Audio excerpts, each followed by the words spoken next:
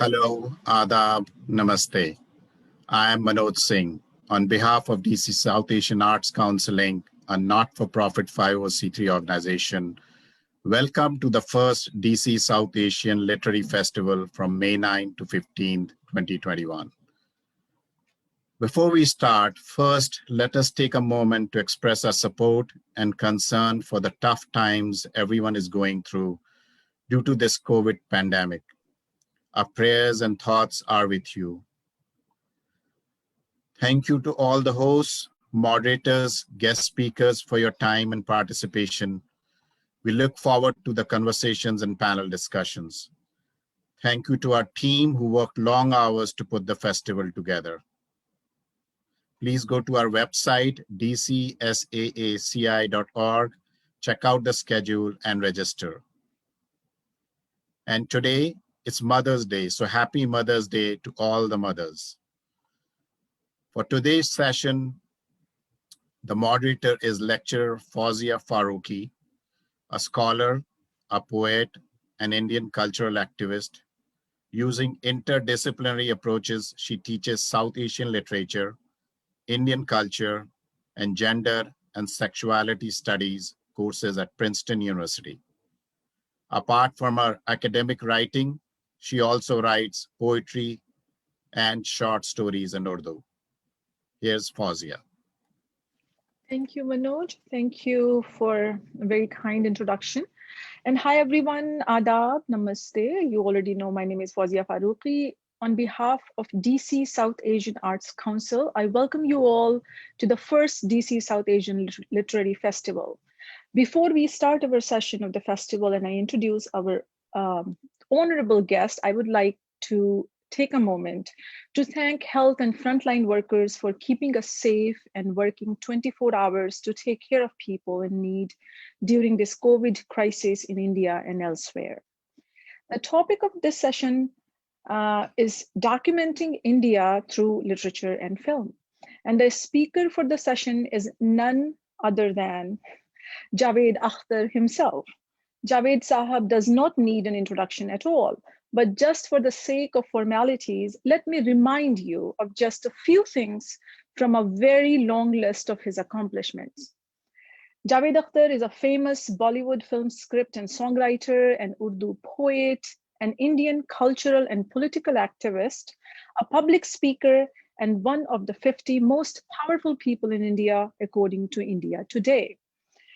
He has received Padma Bhushan Award by the Government of India, given to eminent citizens for excellence in their fields and distinguished contributions to the society. He was nominated to Rajya Sabha, the upper house in the Indian Parliament, in 2020. Last year, he also received the prestigious Richard Dawkins Award for promoting rational and critical thinking in India. I don't think we could have had anyone better speaker than Javed Sahab to speak on the topic documenting India through literature and films. His own films have effectively documented India while being successful blockbusters. Two of his films are on the syllabus of my own course, Experiencing India Through Bollywood at Princeton University. So I'm very excited to have this conversation with Javed Sahab. Thank you, Javed Sahab, for being with us. It's an honor to have you with us. Thank you. My pleasure, my honor. Thank you very much for this kind and generous introduction. And I hope we'll have some good conversation.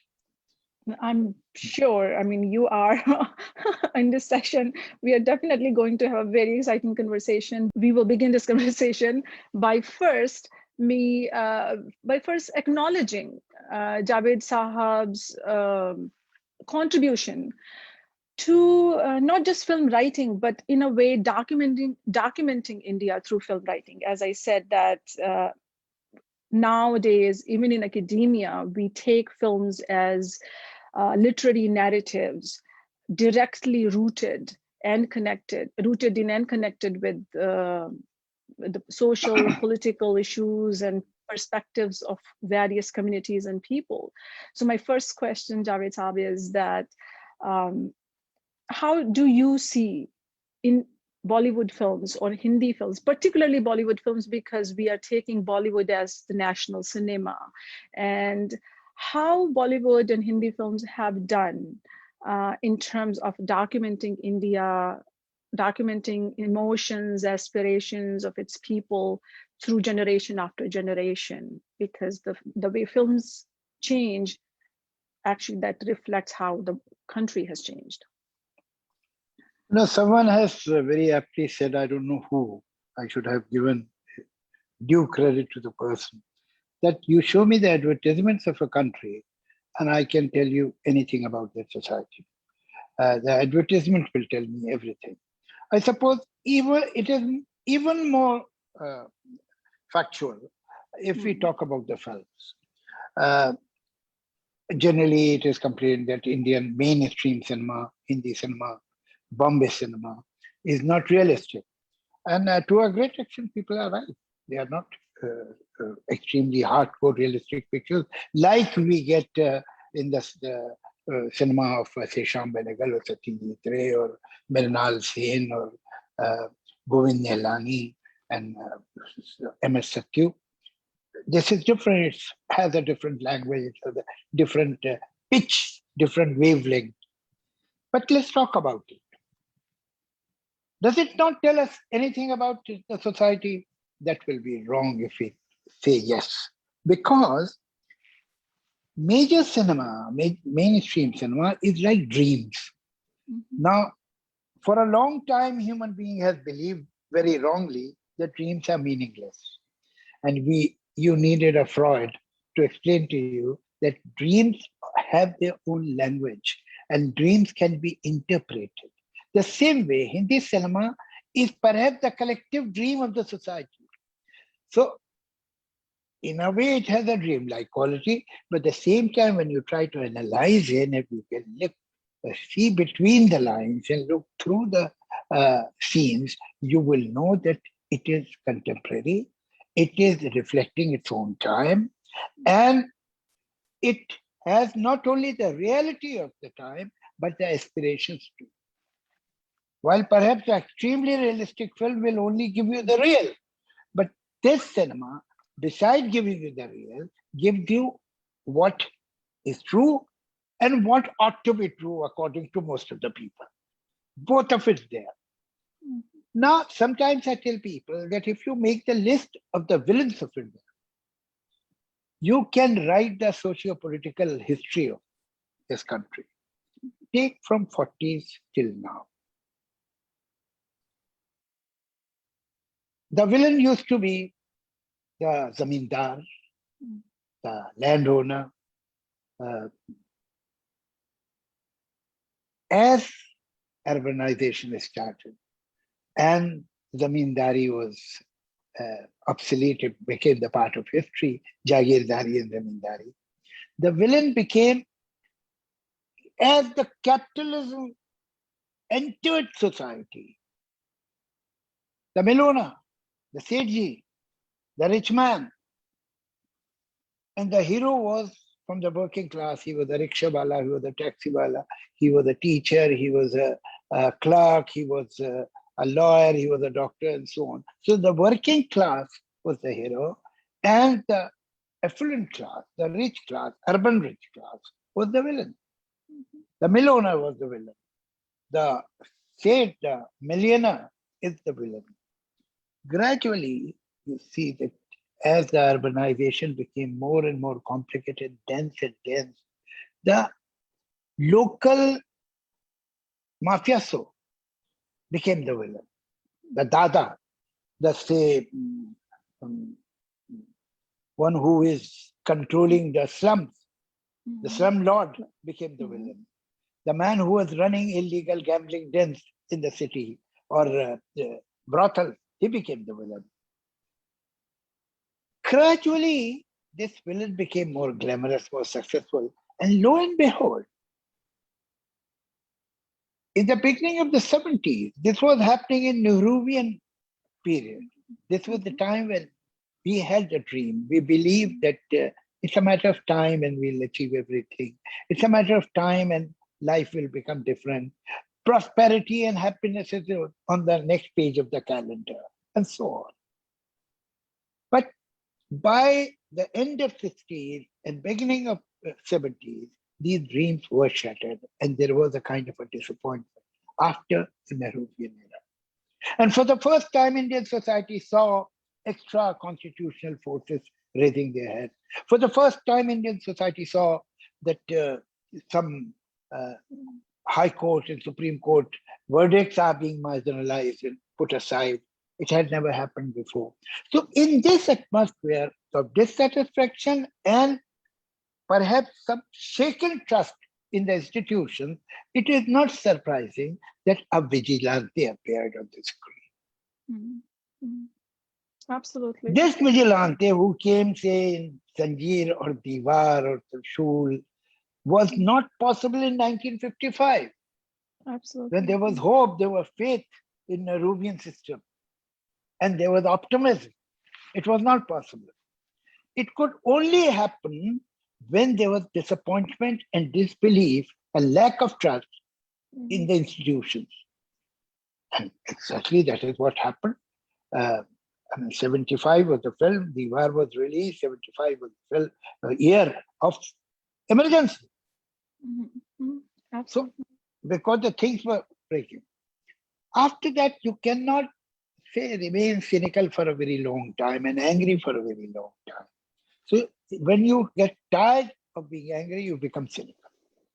So then in later 70s and early 80s, you see the villain is a policeman. The villain is a politician. The villain is some minister, and so on, that continue. Then perhaps it was a bit too near home, so we found a villain across the border. And those were the times when terrorism was happening after, say, then again, I suppose, I hope history doesn't repeat itself. What had happened, that the moment Russians had left Afghanistan, and all those people who were trained on the western border of Pakistan, and they were jobless now. So they were diverted to Kashmir. And that exactly at the same time, within no time, terrorism started on our borders. And that it seeped in also. So you see the film, we had many films where the villain was a terrorist coming from the other side of the border and so on. But that also not continued because ultimately we got fed up of that also. It was too ugly and too bitter. Yeah. And today, when the free market is there, so greed is no longer a sin. To become rich is not like in 50s. If you are rich, something is wrong with you. But today, everybody wants to be rich. So the villain of 50s is today my ideal. So how can I say that this Milona or a rich man or an industrialist is a bad man? I want to be that. In free market, that is what happens. So, the problem is that now we have no villains. Yeah. At the moment, Indian cinema doesn't have villains. True. So it could now, obviously, this villain is the protagonist. So it means the hero was exactly his opposite on the other side.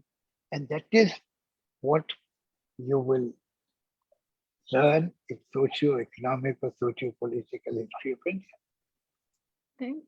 Thank you. I think you really explained it well. And in a way, I was smiling while you were talking because you kind of explained the whole underlying argument of my course too, because most of the courses I saw around and they were focusing on those progressive, serious, Samanantar cinema type movies, and I love them.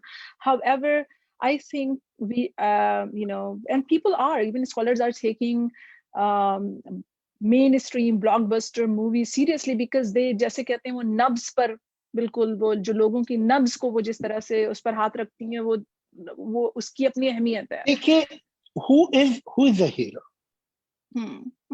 A hero, the image of hero keeps changing all over the world, keeps changing with time. The hero is in any society. is the personification of present morality and aspiration. You put them together and make a character, make a person, just personify these two qualities, and that is your hero, the hero of that turn. Mm-hmm. Now, Devdas cannot be the hero today, not possible.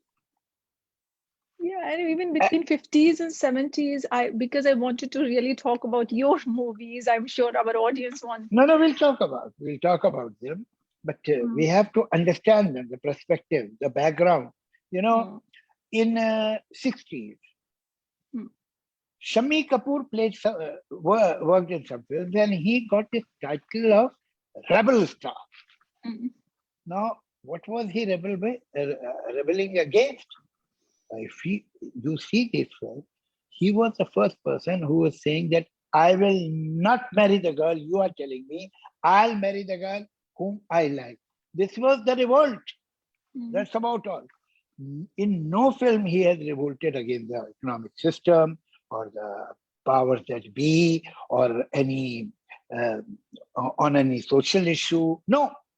His revolt, and he became the rebel star by revolting against the parents, against a dominating mother or a dominating father. That's about all.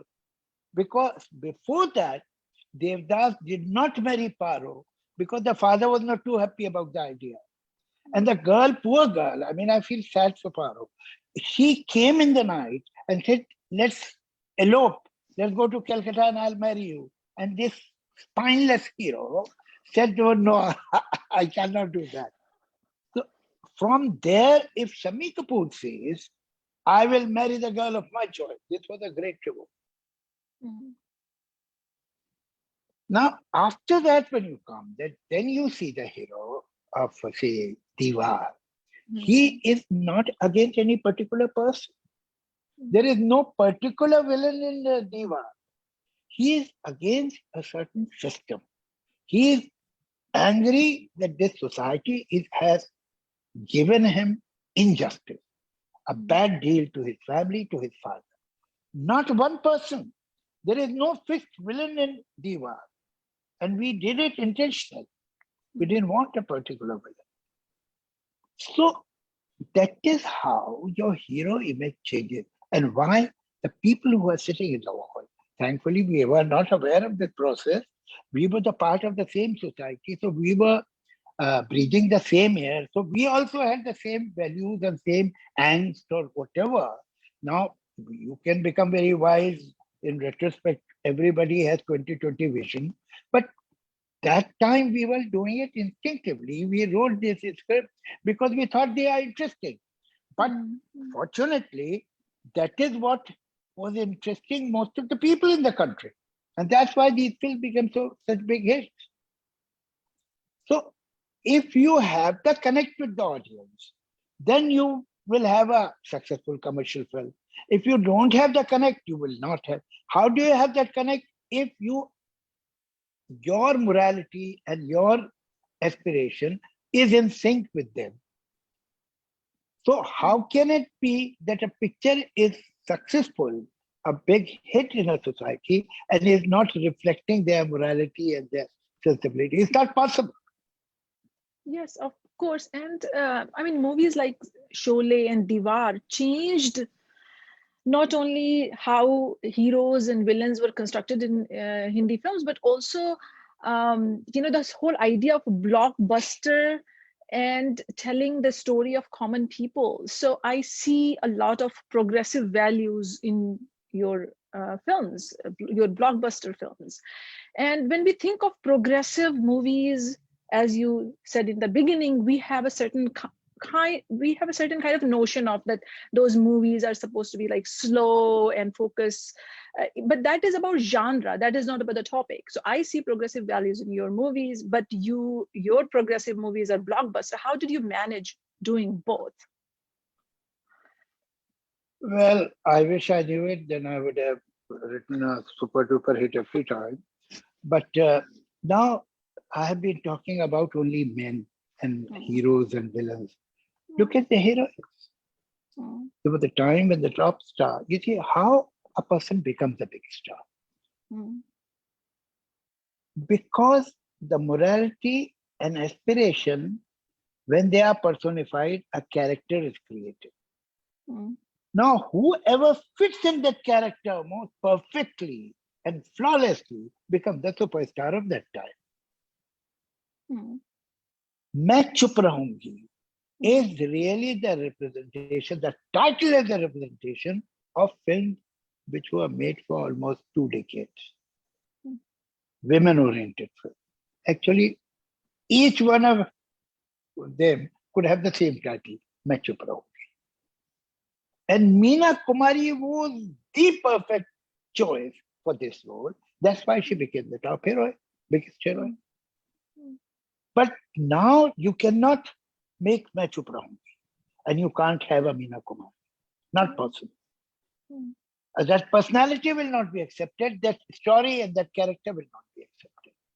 They were two very important actors and they fit in certain group and they became successful because that group was ready for them. And then they fitted it. From like Amitabh Bachchan was the ideal person to play the angry man. One is Jaya, who was Jaya Bahadri and now Jaya Bachchan, and another is Zeenat Aman. Let us analyze these personas. Zeenat Aman, a kind of personality of Zeenat Aman in 50s and 60s used to be the vamp.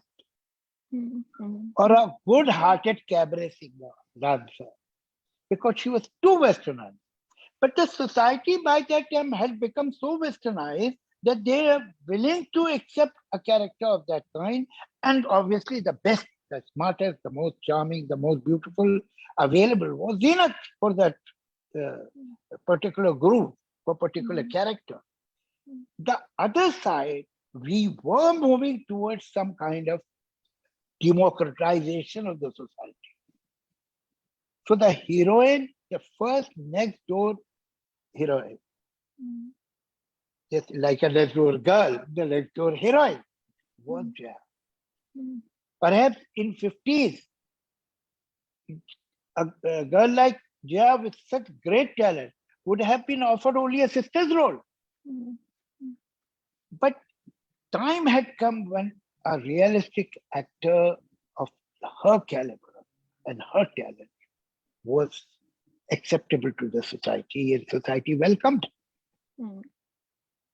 So it is when society changes, then the stories change. When the stories change, the characters change. And when the characters change, we look for the actors who are good for these particular characters, who can play these characters with some degree of competence. So if you see these films, and after watching the film, you find out what was the economic condition of the society, what was the political condition, you will find the relationship. I mean, yes, there have been pictures which are pure entertainment. There have been pictures which are historical and so on. But every picture has a certain morality. If that morality is not accepted to the society, then the picture cannot become a big hit.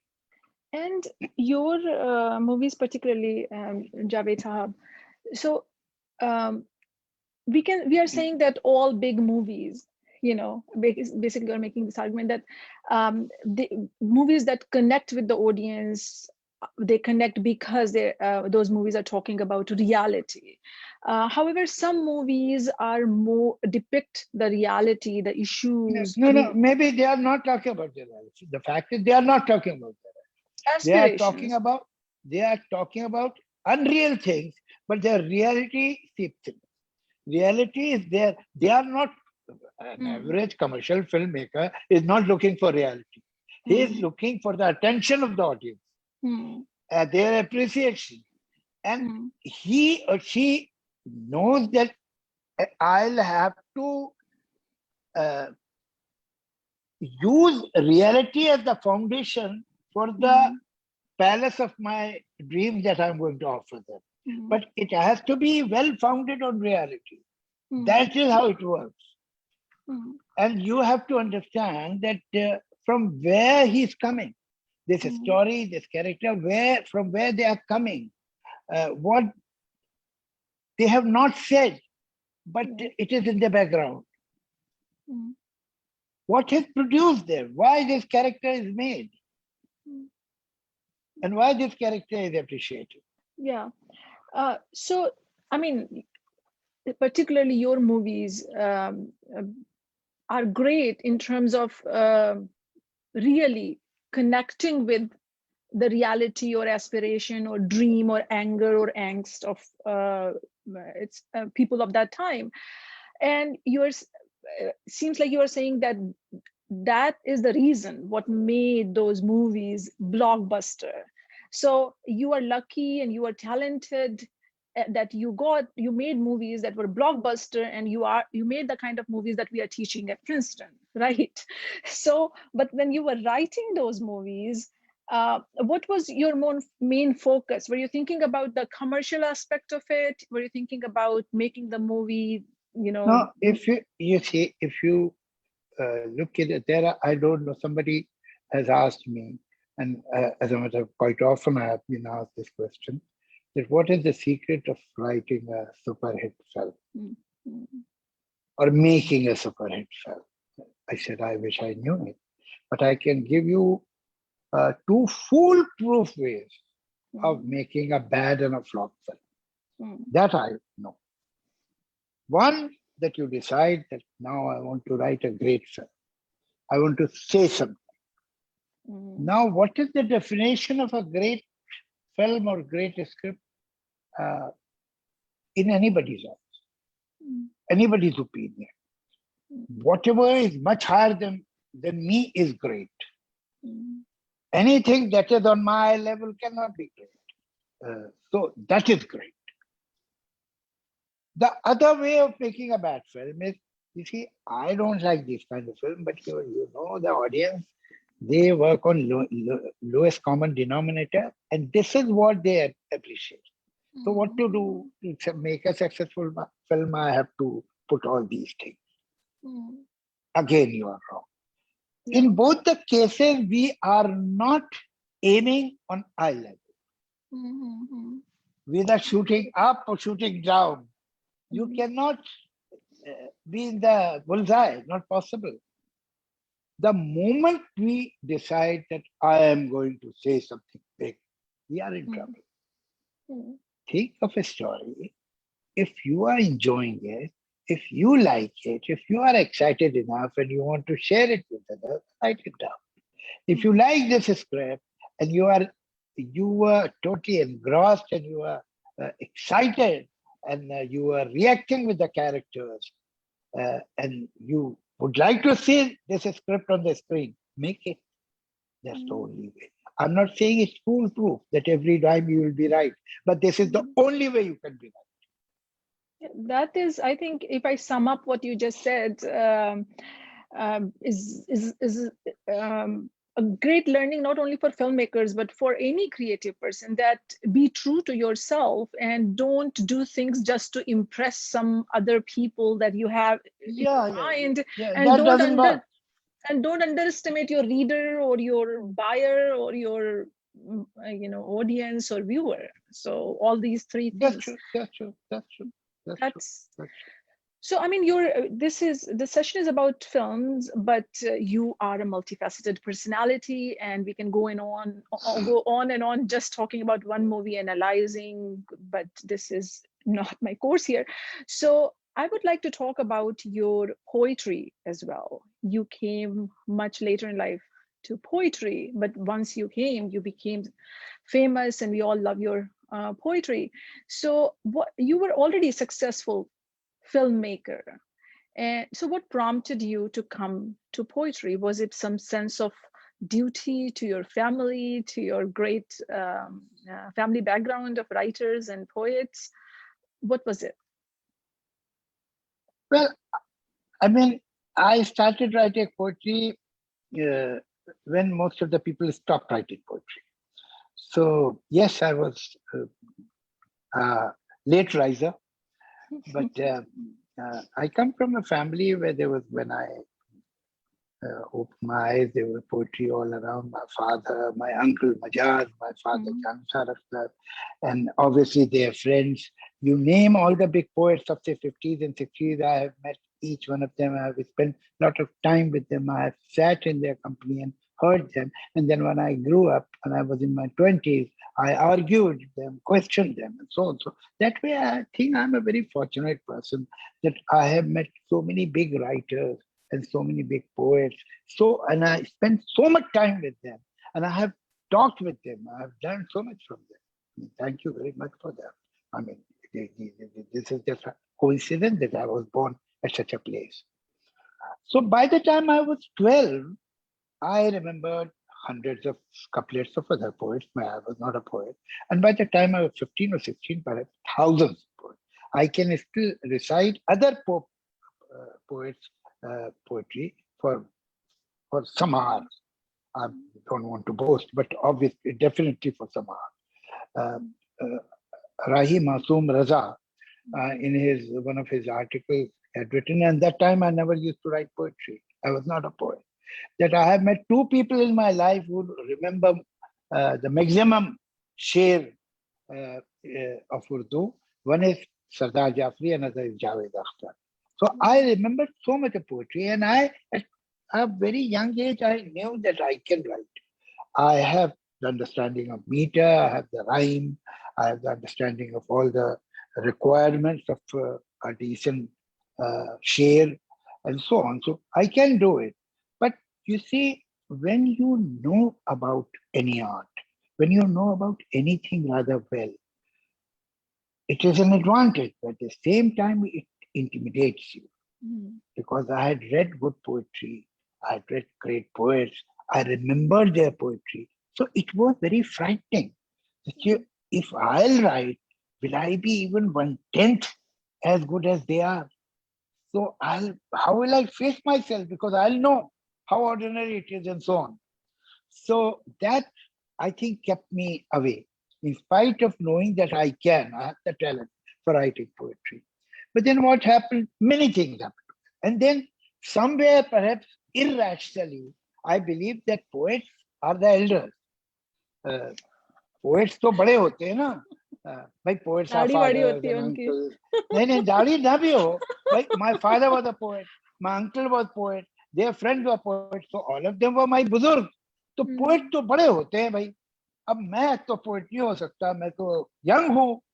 तो लेकिन then my younger brother, Salman Akhtar, who lives in your country, is a citizen of US, he lives in Philadelphia, he's a psychoanalyst. He started writing poetry, and very good poetry. And his first book also was published. And on the other hand, I met a young girl. She was a very fine poet. It was Parveen Shakir, who had come to India. She was visiting Bombay. Yeah. And then I was invited to Karachi, so I met her again in Karachi, and through her some young poets. And they were cool guys, they were in denim, and they had bracelets in their hands and so on, and they were writing wonderful ghazals. So I was perhaps that time 30. So I realized that no, it is not only for fathers and uncles and chachas and mamas and bhai sahabs, but people like me also are writing poetry. So that's just the time, and my father had passed away. Somewhere, as long as he was there, one had a feeling, all right, दुकान पे तो बाप बैठता है, अभी अपने को क्या है. तो ultimately ये सब चीजें मुझे ऐसा लगता है, my brother's poetry, then meeting Parveen, meeting some young poets like Jamal Ehsani and some other poets. And Amjad Islam Amjad, I met him in Lahore. So they were young people at that time. So perhaps that inspired me, that it is happening even today. Poetry is not only in the books. Poetry is not only the territory of the elders, but my generation is writing poetry and writing good poetry. So that is how I started. And these days, I mean, poetry has occupied public sphere, like on purpose. There are young poets who are going to, this bazaar and chalk and reciting their poem as an act of cultural intervention, political intervention. So the poetry, the function of poetry has not changed, because even progressive writers in their own times did that, but their strategies have changed. As a poet, I entered this sphere at a time when perhaps a younger generation had already come into the forefront, and they were claiming a lot of territory from the progressive poets. Now, progressive movement had started in perhaps in 36, 37, and they believed, and the first conference, Progressive Writers Conference, was in Lucknow in 36, I think. And it was presided by Munshi Premchand and blessed by Rabindranath Tagore and all these big writers and poets. It was a pan-India movement. So writers of every language, Marathi, Gujarati, Tamil, Bangla, Telugu, all of them were involved. And they decided that these are the times, I mean, in 30s, obviously, India was not even free, that we have to use our pen for social changes. We have to use a pen against colonial powers. We have to use a pen against social injustice and inequality and empowerment of the downtrodden, the vulnerable, and particularly women causes. So all of it was there. But I feel that whether a person or a movement or a philosophy or ism, whatever, ultimately they become too rigid and somehow they become a cult. Now, it has become, there was a time when it was wrong to write poetry which is pure love story. They are pure love poem. So it means you are not bothered about the society. I mean, there is so much injustice, so much repression, so much exploitation, and you are writing a love poem. Shame on you. So it's wrong, it's regressive, it is reactionary. So ultimately, this started becoming a kind of bondage. Came the equal and opposite reaction, that all that you write about the society is actually external. This is not poetry, this is not art, this is propaganda. Art comes from inside. Go in your inner world. Now, it was equal and opposite and equally wrong, perhaps, because this was, again, it was dominant. That if you are writing about, say, social exploitation, it's a pamphlet, not a poem, and so on. So I think both the extremes were unfair. Yeah, I agree with you. Now I think with time, we have somehow found the pendulum in the middle where it ought to be. And you should have the writer should have the freedom, if the writer feels like writing about a social cause, he has or she has all the right to do that. And if something personal has disturbed him with some broken promise or a lost lover or sense of loneliness and sense of now again, if you are leading the society through your writing, you can't be pessimistic, you can't be forlorn, you can't feel lonely and weak and defeated. It is again, no. Sometimes I do feel defeated, sometimes I feel lonely, sometimes I feel vulnerable. And why should I deny it? I should accept it. And sometimes I'm very upset about what is happening in the world, and I have the right to write a poem about that too. So there are two realities which are not contradictory. I am a person in my own right. I'm a universe within myself. One, it is true.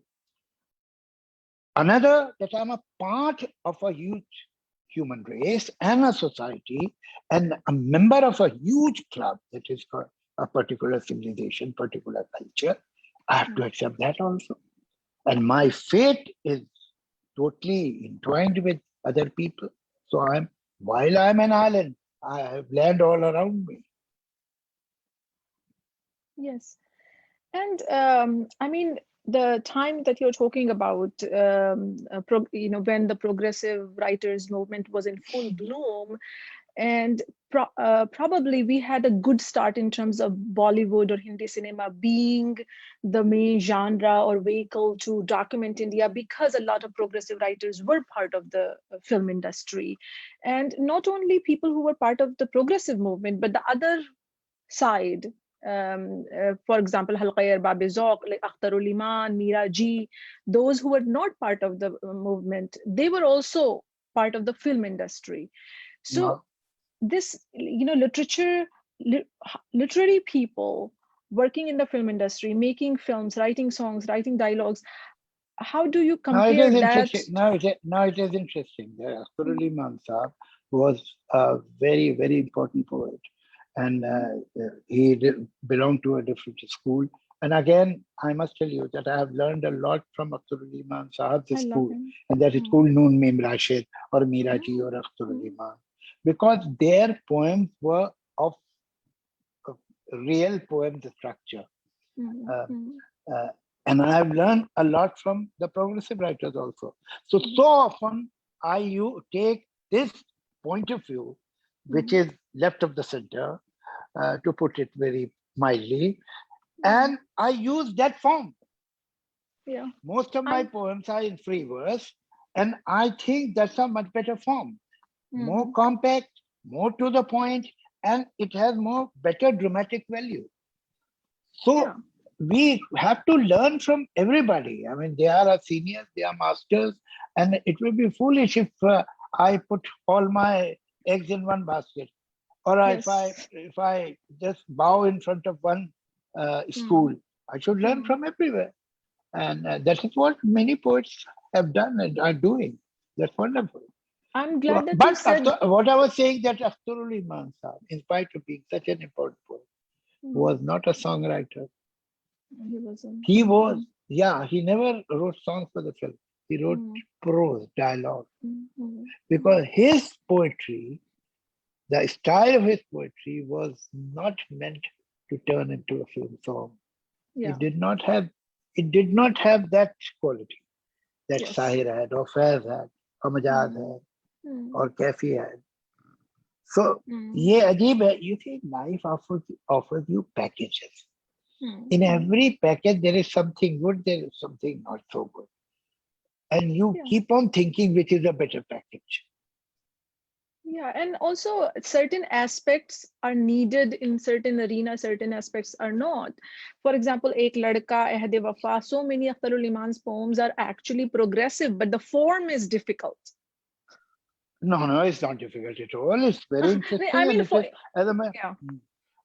difficult in the sense for becoming songs, for using them as songs. Yeah. No. It is, his temperament was not lyrical. His temperament was realistic and very modern, no doubt about it. मगर वो गाने में जो seduction चाहिए, वो उनकी poetry में नहीं था. You were impressed by his point of view, his style, but उसकी जो idea की intensity थी, वो उसे prosaic होने से रोकती थी. मगर कई तो उनका ऐसा है कि आप कहें कि poem का हिस्सा है, था ये क्या कि मरियम अब कपड़े सीती है, आंखों की बीनाई साथ नहीं देती है, और गजनफर वो जो उसकी आंखों की तौसीफ में गजलें लिखवा के लाता था और रूमाल में लड्डू बेचकर उसके आंगन में फेंका करता था, उसने कहीं और शादी कर ली. अब ये पोएम का हिस्सा है, तो you can say it's very project. मगर ये जब आप पूरी पोएम पढ़ती है तो उसका वो इम्पैक्ट है, और जो बात है वो कह रहा है शायद वो बड़ी गहरी बात है और बिल्कुल हल्के से एक इशारा कर देता है.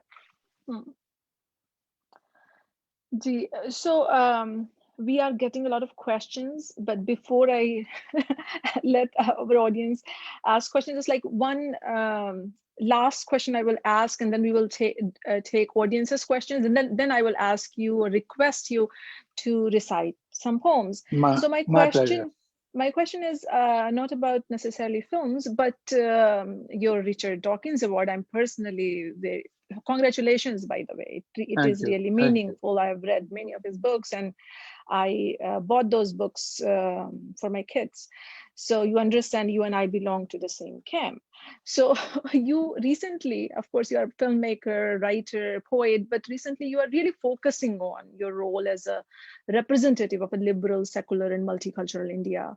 So in your opinion, how are we currently doing in India in terms of using films and literature to support these values? Like, your comments.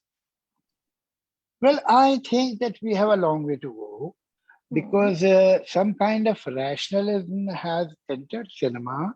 I mean, there's the first very humble step, I must say, that Indian cinema has taken in the direction that the relationships should be more just, more fair, more reasonable, more logical, particularly between the genders, where it was not there. Everything was tradition bound, and tradition was unfair, heavily in favor of one gender. So that is going away. I think this is one tiny step towards rationalism, towards logic and reason. What is atheism and rationalism? It is logic, reason. That if I want to understand things through some reason, through some logic, through some evidence, and this is right or this is wrong, I'll have to apply on that, like I apply on everything. So how can there be some exceptions? And when somebody asked me, why are you an atheist? I said, because I think. So I think it is enough to become an atheist. Think. Don't accept things. Don't take opinions off the shelf. Don't take. Now today, if parents tell you, marry this girl, and you will have to marry this girl, people particularly living in US, will say, what are you talking about? The world has changed. Today, if a girl is told, who is brought up in a modern society, will say, how can you, who do you are talking to? What do you think I am? But today, your parents tell you, this is the beginning of the earth, and this is the end of the universe, and this is how things happen, and this is your God. Everybody has different gods. This is your God. You take it without question. You can't take a spouse, what your parents suggest, but you take a God. Wow, how wonderful. Most of the people die in the religion in which they were born. It means they never gave a thought to it. All you have to do is to think. Yeah. And I mean, you will reach it. Yeah. That itself is a big message. I mean, you and I, we can talk so about. These kind of ideas, anti-religious beliefs, anti-creation theory has not been introduced in Hindi cinema. Let me use the Radif of one my ghazal, Abhi kuch din lagenge. It will take a little time. Yeah. But I think it is happening all over the world.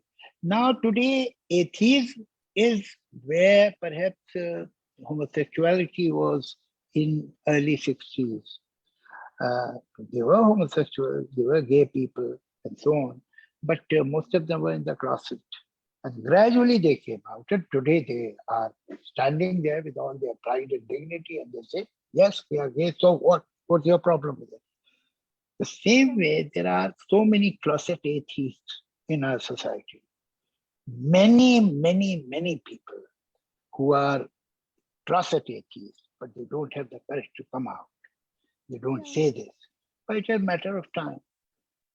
Yeah, to me, it is not so much about what your conclusion is, where you end up, but it is more about what you are doing in terms of feeling free to speak out your thoughts and encouraging others to do so, and critical thinking, not only about religion, but about so many other things. But if you allow me, I don't want our audience to get mad with us or me being the moderator of this session. So may I ask you, share a few questions from the audience with you, Javed? My pleasure. I'm honored. So one question is, so where do you see literature going with the influence of social media, the influence of social media on literature? I think, yes, it's understandable that with the technology, the attention span is shrinking. Understandable. Things which used to happen, say, in months are happening in days. Things used to happen in days or hours, and whatever was happening in hours happens in seconds. So the tempo of life has increased. So you cannot, things don't happen slowly anymore. And even reading is a slow process. So perhaps books will take another form now. We are again getting book on our iPads. People are reading. And as far as books are concerned, there are basically two kinds. Leave aside poetry at the moment, fiction and non-fiction. Now, the more knowledge human being will gain, the more non-fiction books are inevitable. Let's talk about them. And if you have not read them, whether this way or that way, whether you have read them on an iPad or on your computer screen or on a hardbound book, that is, but you cannot say that I would read it. You will have to read it. Otherwise, you will be an ignorant person. So you cannot afford not to read. Now come to the fiction. Now fiction is a storytelling. There was a time when that was the only way to tell the story. Now we have found so many ways. Cinema is one of them. Now you have OTTs, and you have different channels where you see different stories and good stories and very good cinema. Because even when there was only books, all the book was not good. Some books were good, some books were bad. So I suppose audio visual will take a major part of readers. But there will be some loyalists who will remain with the book and they will read a novel which is on paper and between two covers. So that will not go away. But yes, I am willing to believe and that yes, I mean, if one can see War and Peace, it's okay. You see War and Peace, don't read it. But non-fiction, you can't afford not to read. How you will read it, that is up to you. But you will have to read non-fiction.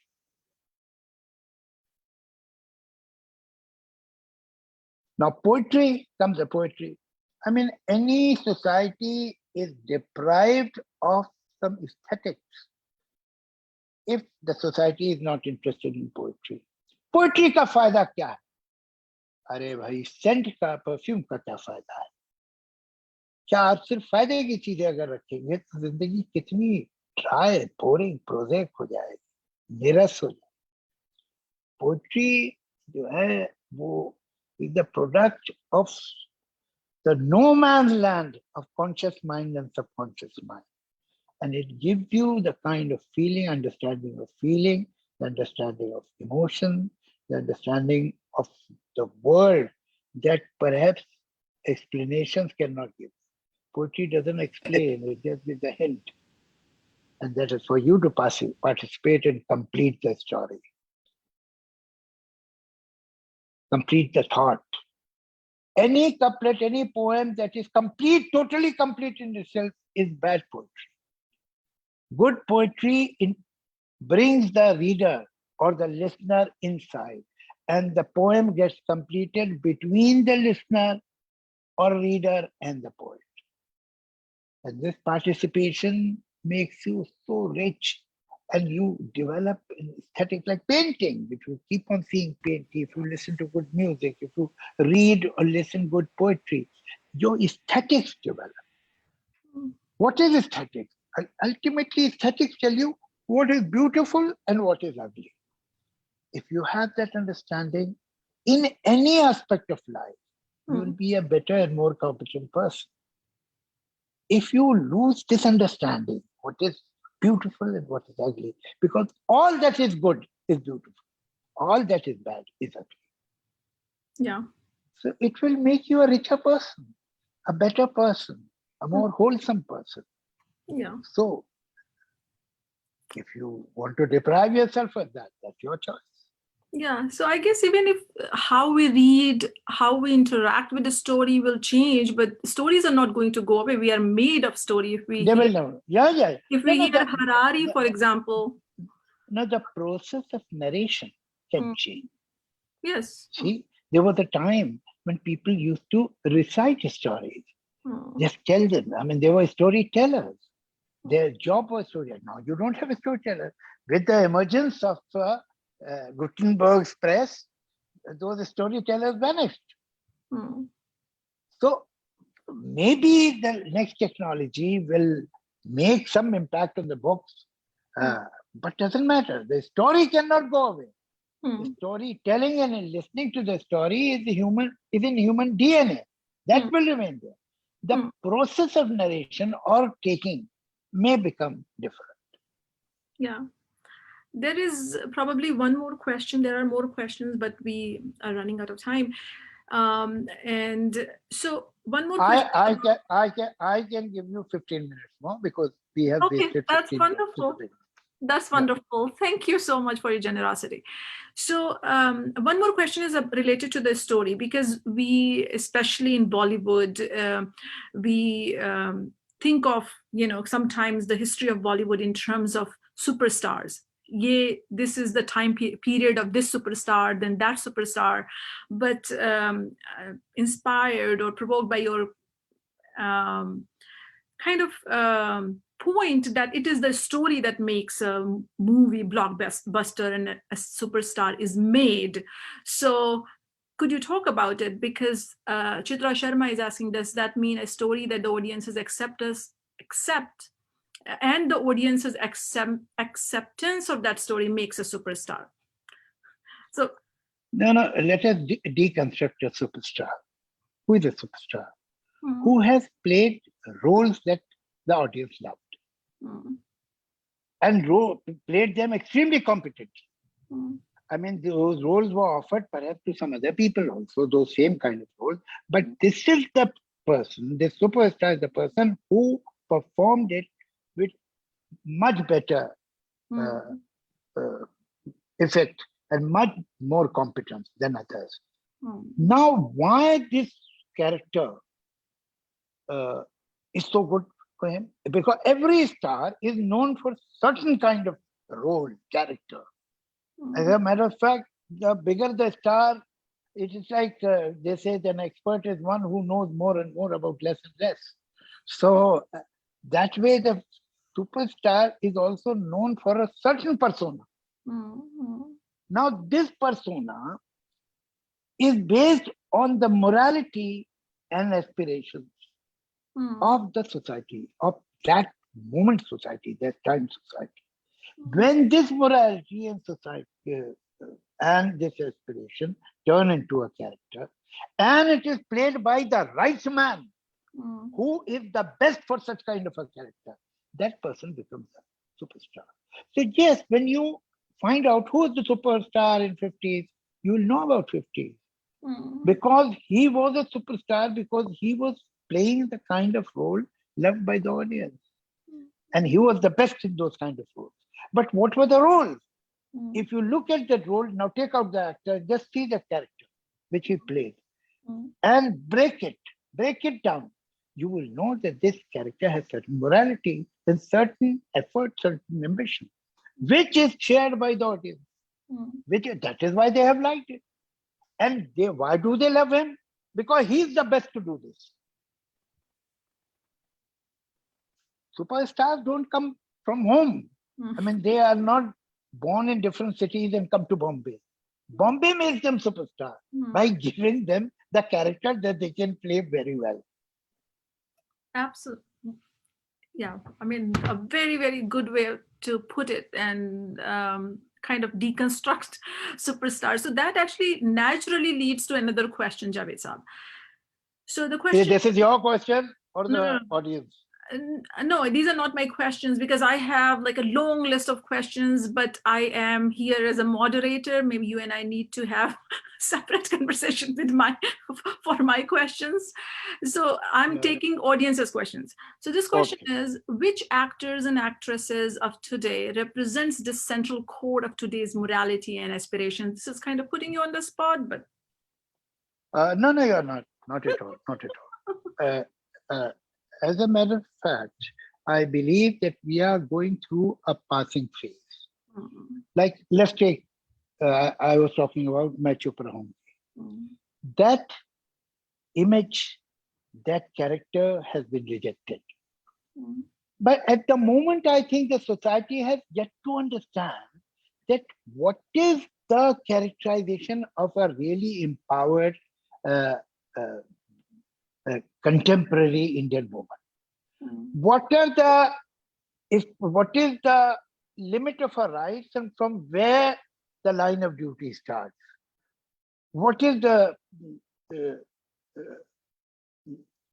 sphere that belongs to her, and where after that, where she becomes a part of the society, and so on. How much she owes to the society? How much the society owes her? So what is the definition of her empowerment or freedom? There is a lot of confusion. And both the conservatives and liberals are not very sure, they are not confident enough to define it. Because a conservative is scared that if I'll define it, I'll lose a lot of territory to women. And this liberal is scared of getting to be out-liberaled by others. क्या तुम सिर्फ इतना ही समझते हो तो वो बेचारा guilty हो जाएगा, तो उसकी भी हिम्मत नहीं बोलने की. ये confusion है. There is a debris of one code of moral and the other has yet to be constructed. And that is why Sri Devi was a great talent. Madhuri was a great talent. But in a whole career, they did not get one character which is memorable. None of them. I mean, look at Meena Kumari. She had Pakizan Sahabibi Ghulam. Look at Nutan. She had Sujata and Bandini. Look at Madhubala. She had Mughal Azam. All these big heroines had some representative film. These girls, in spite of great talent, they are mainstream heroines. I am not talking of Shabana and Smita because they had their own niche and they were queens in their own right. But I'm talking of this, exactly the mainstream. Why? Not because they were not talented, not because they were any less talented than the seniors, because there were no big characters. She got Mother India. Mother India was in sync with that time's morality. Sahabibi Ghulam was in sync with that time's morality. These were great roles. Now, if you don't have you are not clear about the morality and aspiration, you can't have a great character. If you can't have a great character, the actor will not be able to achieve what the actor could. I mean, these girls could have achieved much more if we had given them good scripts, good characters. Same about the boys. The last well-defined character was Amitabh Bachchan, the angry young man. After that, we are not sure that what kind of a man, modern man, should be there. We are not clear about the morality. What is his social responsibility? Now you see in Hindi cinema, you hardly see any social issue. It was very common in mainstream cinema at that time, because perhaps it was not that inconvenient for the powers that be that time. Today, maybe it has become so. So you don't see that. And that is why you could not get another actor or star of Amitabh Bachchan's status. They are very successful people. But obviously, they, like Dilip Kumar or Amitabh, they did not get that position. Because there is no characters. It's not defined. It's not their fault. There are no characters which can create superstars. And the characters are not there because we are not clear about our morality and about our aspiration. Thank you, Javed Sahab. I mean, there are so many questions that we can go on and on about, but perhaps we need to have many more sessions. I would love to invite you to Princeton to talk to my students All right. who take courses with your films. Yeah. But yeah, I mean, and absolutely. So we will have many sessions with you, but for this session, because all sessions need to end at certain point. So, but before we let you go, we will, this is an opening session for DC South Asian Literary Festival. And so we will end it with some sort of Shirini, which is basically, we would love to देखिए Shirini का I can't promise you Shirini, but I can promise you a couple of poems because I will recite 2 poems. But that will be Shirini. Not one. That is Shirini I'm talking about. Okay, you see that if it is Shirini enough for you. Because why I'm intentionally reciting 2 poems. So you will know when I was talking about the 2 sides of the pendulum. So I'll recite one from this side and another from that side. Okay. You see, you are an individual and you are a part of the society. Both are realities, not at the cost of each other.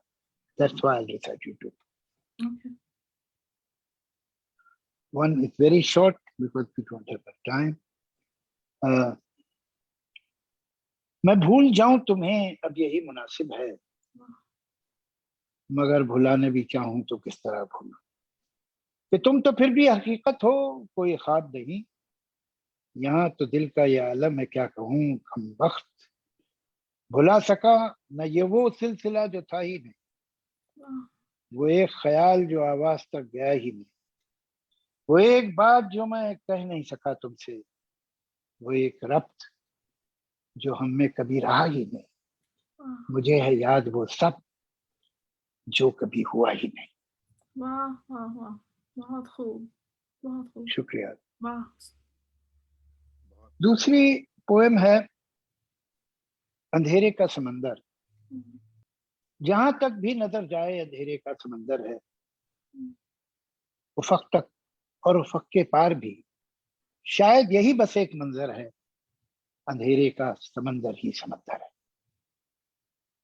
अंधेरे के समंदर में एक छोटे से नुक्ते के बराबर रोशनी का एक जजीरा है.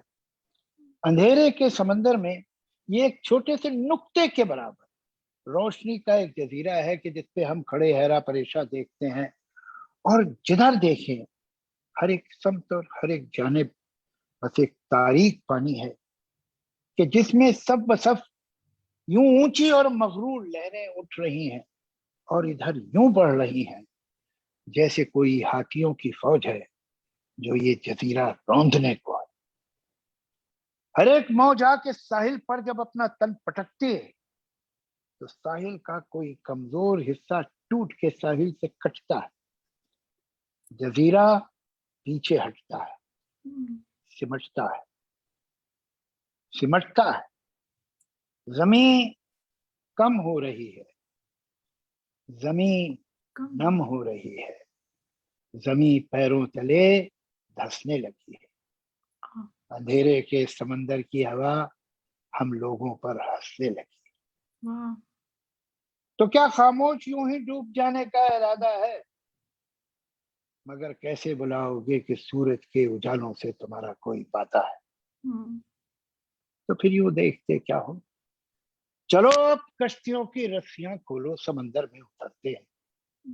कहीं तो रोशनी की भी जमीनें होंगी, उनको ढूंढने, अगर हो सके तो ये अंधेरे का समंदर पार करते हैं, और इस कोशिश में जीते हैं तो जीते हैं, जो मरते हैं तो मरते हैं. वाह वाह वाह वाह, बहुत खूब, बहुत खूब. जावेद साहब, आपने पूरा उसको, you brought it to a present environment issue and so many things. You're so talented, so humble, and grateful to have you. Fauzia, you'd like to end? Thank you both, Dr. Fauzia Farooqui and Javed Akhtar Sahab, for your time, for your It was sharing your knowledge, your expertise. It was really humble and grateful. Thank you to the audience who joined Thank today. you. Thank you. I would like also thank you and Fauzia and all those people whom I can't see on the screen, but they have asked questions or they are listening or they have heard this program, watched this program. Thank you very much. And I do hope to come to your country in near future, and hopefully we'll meet face to face. Yes. And there won't be any breakage of sentences that time. What happened earlier today. Yeah, I We mean, had a technical issue, but you Yes. were so patient and so humble. Thank you so much. You're a great human being. That's the most important thing. Thank you, Javed. I think before I totally believe it, I think we should say goodbye. Okay. Thank you. Okay. Okay. Thank you, I sis. would just like to thank you, Javed Sahab, for your time. I thoroughly enjoyed this conversation. It was really, it felt like I was sitting in a drawing room talking to you, and hopefully we will continue this conversation. And I would, reach out to you, and we will have more sessions. And thanks to all the audience for your questions, comments, and watching us. And thank you to DC South Asian Literary Festival and Mr. Manoj Singh for giving me an opportunity to talk to Javed Sahab and bring us all together. Thank you. Thank you. Thank you.